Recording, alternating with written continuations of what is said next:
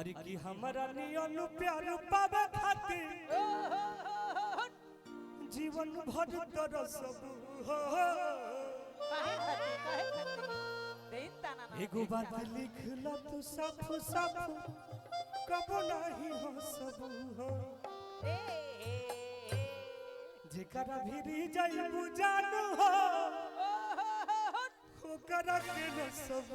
हो गिर जा एगो बात लिखला तू साफ देखो एगो होली में एगो फन फन गाना के नहीं आई फन फन के याद में उतरू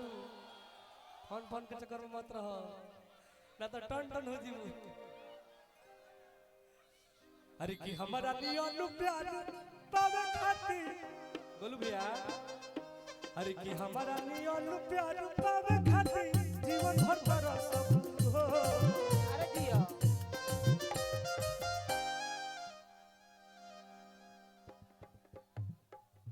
ले लो भैया ले लो अच्छा ठीक बा हम कहां से बढ़वा दी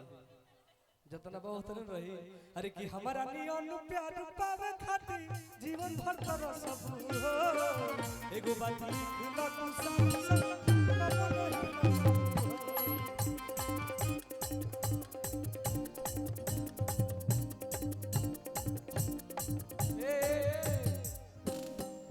जेकरा भिरी जाइबू जानू हो जेकरा भिरी जाइबू जानू हो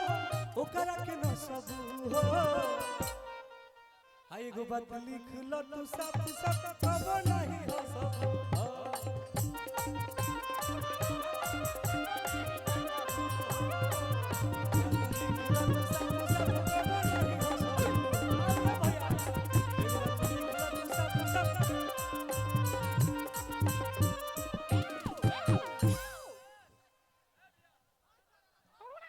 नहीं फन फन पे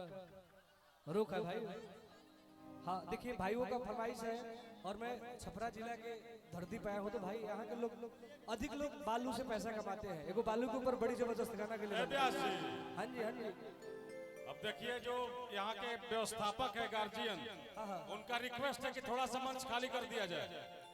आप लोगों से आग्रह है आप लोग से निवेदन है कि पीछे से कृपया करके सभी हट जाए प्रोग्राम को कुछ देरी के लिए स्थगित कर देंगे ये मेरा इच्छा है लड़किया से कहो तो लड़का हरि कीजिए शान से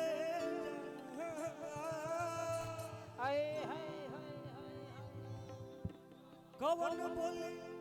अपन परख कोई ना यही बीच में एगो लड़का प्रेम में डूबल रहता नितेश बाबू लड़का कहता का